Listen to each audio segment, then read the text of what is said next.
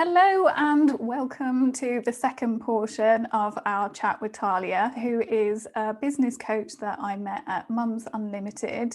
And when I saw her at the meeting, she did a talk which was all about the customer journey and some really great tips all about that. And I said, please, can you come back and do that again? Because I think I learned lots. I've done a sort of like a map. It was a lot more kind of higgledy-piggledy that I created in Canva to map out the customer journey.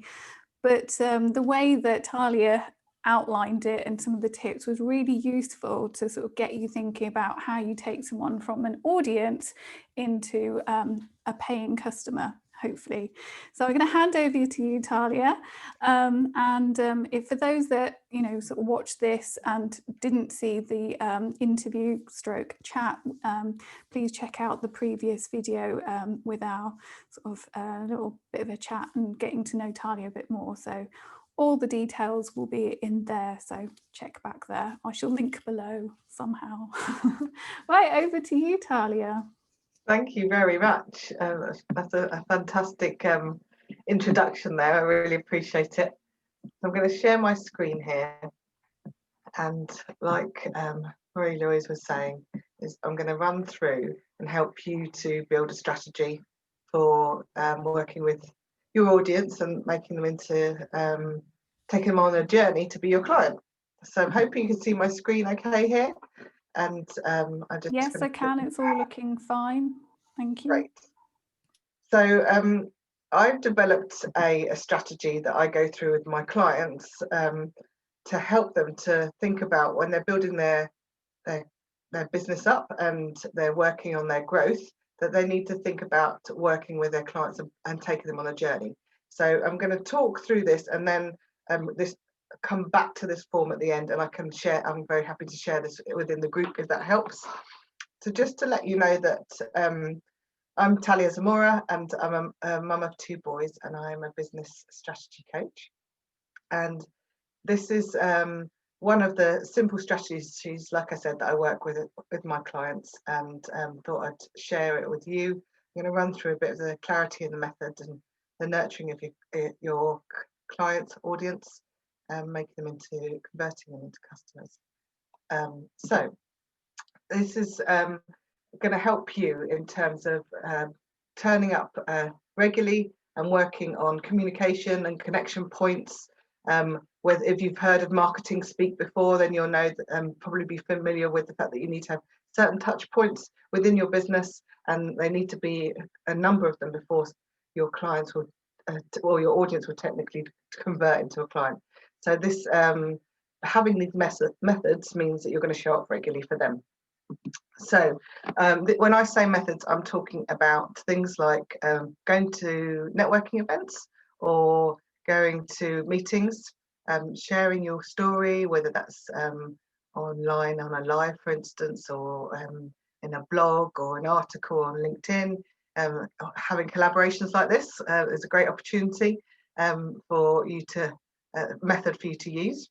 And I've written a number of other ones here that you probably all have come across at some point in terms of referrals, blogs, workshops. Maybe you've got a lead magnet. So all of these are methods that you're already using, you're probably already aware of, and putting them into a strategy and a journey will help you in terms of the conversion in the long run of your business. So when we work with our audience, a lot of it is about nurturing them and building relationships, and we do that by having continual connections one way or another. So you can do this, like I say, through using a number of the different methods, and to make sure that you're in the forefront of their mind and that you are thought about if and when they do need you, because it might not be that they feel like they need you straight away, but maybe in a few months' time they think, actually, you know what, I need some help with my design or with my logos, or I need some help with growing my business and building that vision. So then you'll come to them. It doesn't necessarily mean it will happen the first time you meet. So I just put a quick tip in here about showing up and helping you to think of the content and reusing content. I'm not sure if you've heard of that before, in terms of if you perhaps if you've written a blog and you get stuck with your content, doing a kind of a content roundabout where you extract pieces of that content and reuse it, whether it be in an email or a post online.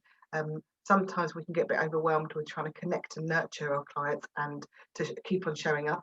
So it's really a great way to do that, is to reuse the content that you've already got. So like recycling, isn't it? yeah, exactly. So the more that you can think about different ways to do that, it makes it a little bit easier for yourself in terms of getting out there and being visible and not being overwhelmed by having to create all the time. And especially if you've been going for a number of years, you can probably go back to your posts and your emails and your blogs and actually reformat them and use them in a different way. So that was just a quick tip. I'm not a great one for numbers, but I wanted to just highlight here that the conversion when it comes to clients, because I think that it can be really quite disheartening if you have a number of connections with clients and discovery calls, if you're the type of person that does a call, or meeting them at networking events, for instance, that actually the conversion figure is really low in terms of the people that you meet and the people that connect with you and perhaps turn up on your lives or in your group, and then those people that actually become your client.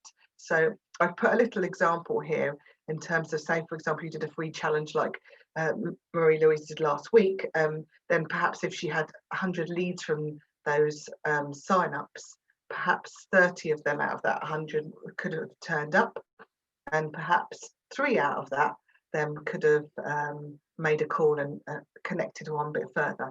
And then perhaps after the challenge, perhaps 3 or 4 to 5 maybe even would have made contact and sent an email or had a chat or something like that. And from those calls, perhaps there's only half of them, 50%, let's say, that actually convert to clients.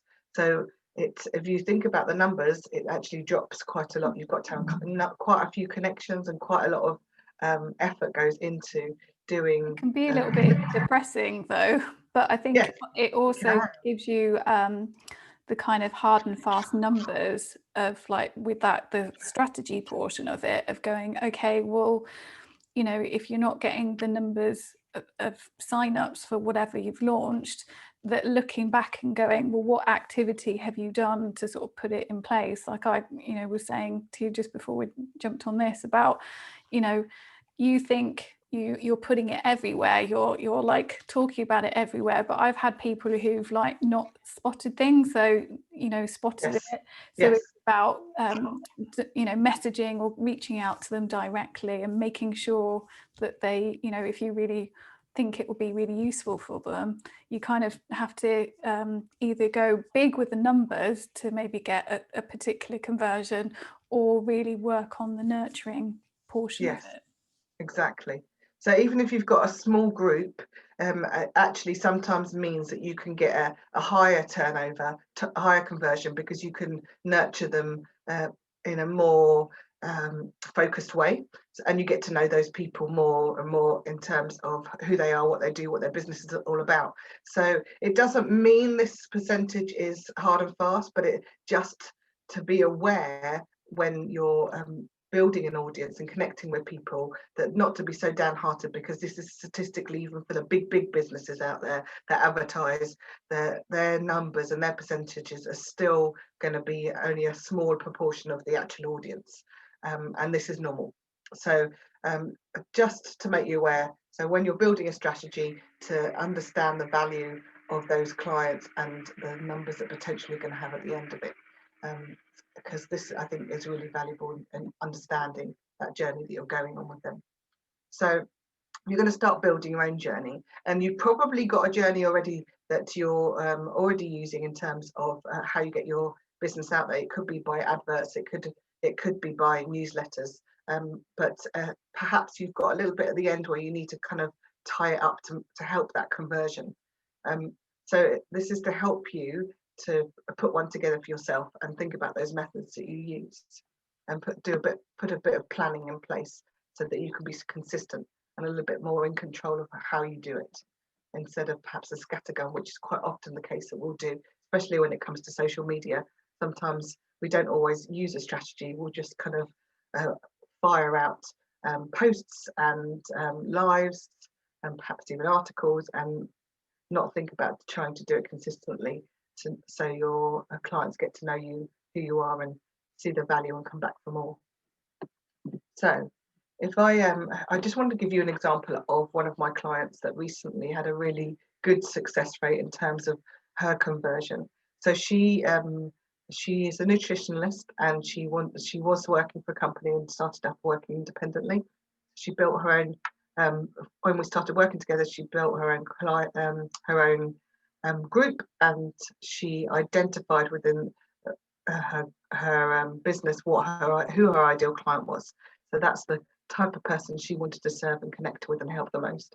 So through that, she built the group for those people, and then started connecting with them by going to other people's groups and spending time on Facebook and LinkedIn and other places, to figure out, to get in front of them and to connect with them, and then invite them to her group, and then also encourage them to invite others that were in a similar type of demographic. And then within that group, she was giving value, she was engaging, she was connecting, she was inviting people to talk to her, she was giving lives and Q&As and building relationships with them. So once that she established that group, she started to offer mini workshops that were really low cost. And by doing that, she got people's email addresses, and she got a small payment for going on live with them. So then, once she did that, she then moved on with their relationship and the building of that relationship, because she was on Zoom with them and they had a stronger connection, and that enabled her to convert them either to one-to-one or to get them to continue with that relationship in terms of booking more workshops and having that longevity with them as a customer. There's an element of that try before you buy, or spending a small amount before investing quite a big amount. Absolutely, yeah. And also that once you have connected with them and they have paid a small amount, then you also know that they're the type of person that are interested in your service and interested in connecting with you. And also they're the type of person that will actually perhaps see the value and continue. So the small amount is a great way to get a little window in. And some people, like yourself, Marie-Louise, will put out a free workshop so people can understand that the value and get to know what you do and how you do it, which is also extremely valuable too. So it just depends on what kind of methods you decide to use. So this is just one example. And Marie-Louise's workshop last week was also a great example for building those relationships and helping you to understand how she works and what she can do for you as a customer. So then if I go back to the sheet that I started with at the beginning, and like I said, I'm happy to share this. I've put in here a bit of a conversion example just to remind you of what happens when you go on this journey. But this sheet is really built to help you to write down and identify what journey you go on with your customers. So I've put an example in similar to what I was just talking about, in terms of having a Facebook group that you invite your ideal client to, that they will want to come and join. And then within that Facebook group, you can be visible consistently each week and build relationships and become well known for what you do and how you help people. And through that, they build what you call the know, like, and trust. If you have heard of that before, it's that opportunity to get to know somebody, but to also like them for what they do and what the value is through the sharing of the content that you give. And then, like I said before, my client, she put a workshop on, and so you can either do something that's free or you can do something with really low paid, but making it easy for people to connect with you, get to know you further. And from that, you can build that trust and strengthen that relationship and have consistent workshops that you put in the diary on a regular basis, for instance. But then also it gives you opportunity to sell further by talking about your other services, one-to-ones or programs, for instance, and perhaps getting them to invest more with you and work with you on a different level. So this is something that, like I said, you probably have methods like this that you already use. It's just realizing that you need to have an end bit.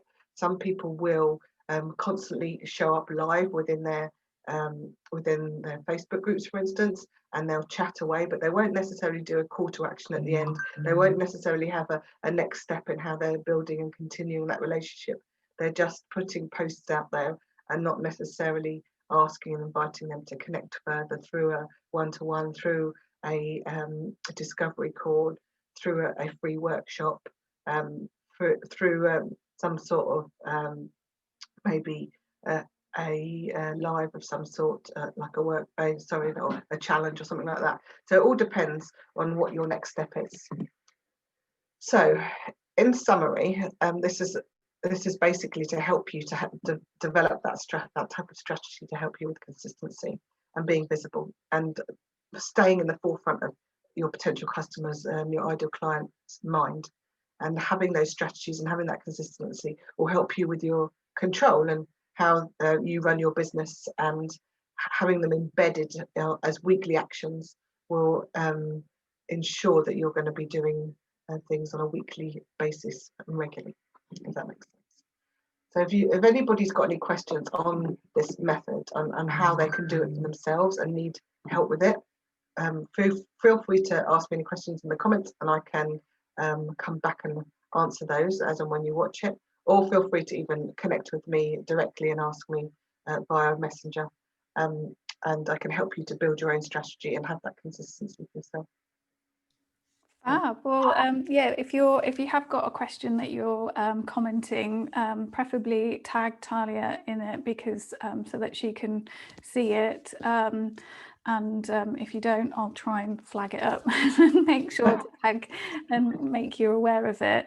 I'll put in the description all the links and stuff, so people can access all your details and get in touch if they'd like to know more about what you do and how to work with you. You've also got a free group as well, haven't you? So yes, Success Made Simple. Yeah, Success I can share that link. Brilliant. Cool. Well, thank you so much for that.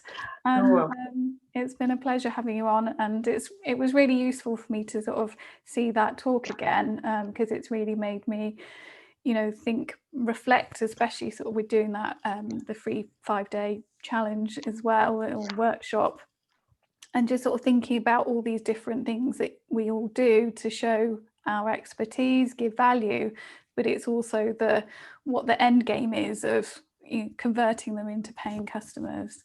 We're not just here to, well, most of us are here to sort of run a business, so you do want the kind of the sale bit, but it's remembering that there is all these sort of touch points, as you said, on the way. Yeah, absolutely. Well, and having those follow-ups as well at the end, so it's really valuable. But yeah, you're welcome. Thank you for letting me share here today. Thank you.